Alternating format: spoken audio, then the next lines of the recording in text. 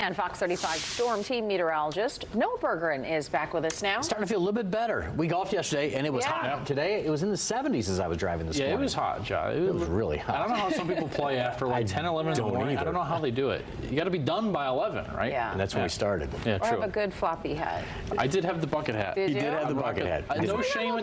No shame in the bucket hat. I am a new fan of that since I moved to Florida. You need the shade. But something that's going to be changing is the temperature this week, and actually it's going to be getting a lot less hot late this week, and that is tied to the tropics. We're going to be only near 90 Friday and Saturday as opposed to 95, and it's because of Ernesto. I'll explain to you why. Here's the track over the next few days. This will be an impactful storm for Puerto Rico. Even though it's not a Cat 3, Cat 4, or something Maria type, there'll be a lot of rain for just this fast-moving system. Notice there by San Juan, late Tuesday into Wednesday, sustained winds 60, gusts to 70. The center may be just offshore of the beaches there in Puerto Rico, and then it goes northward from there, strengthening into a Category 1 hurricane at closest pass about 800 miles due east of the Space Coast. So good news, no landfall, no direct impact to us here in Florida. Then from there, it continues to strengthen Friday into Saturday.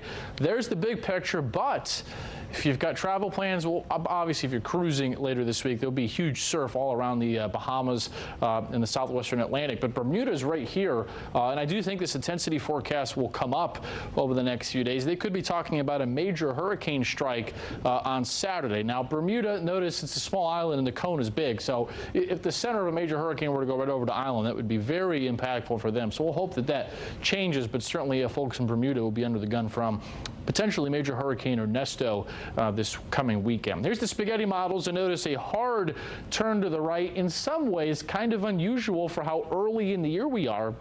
This is normally something we see September and October. Not this early in the year, but we're blessed, folks, because there's an unusual trough of low pressure over the eastern U.S. And I say we're blessed because it's not all the time this time of the year you have that. So we're really fortunate, because if that was not there, there would be no hard right turn, and this would be coming right into Florida's east coast. So we're thankful that the atmosphere is the way it is this week, because otherwise I'd be giving you a very different forecast right now about Ernesto coming in. Probably the way it would be going would be somewhere between Miami and the Space Coast this coming weekend.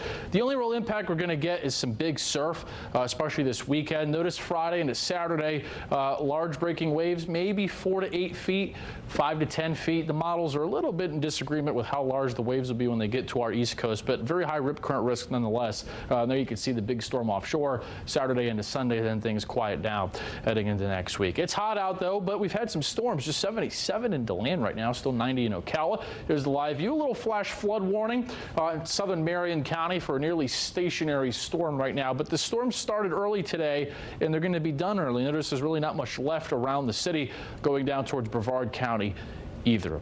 We will talk much more about those storm chances hour by hour coming up in the next half hour, but notice they come down quite a bit as we get more of a northeast flow around the side of Ernesto.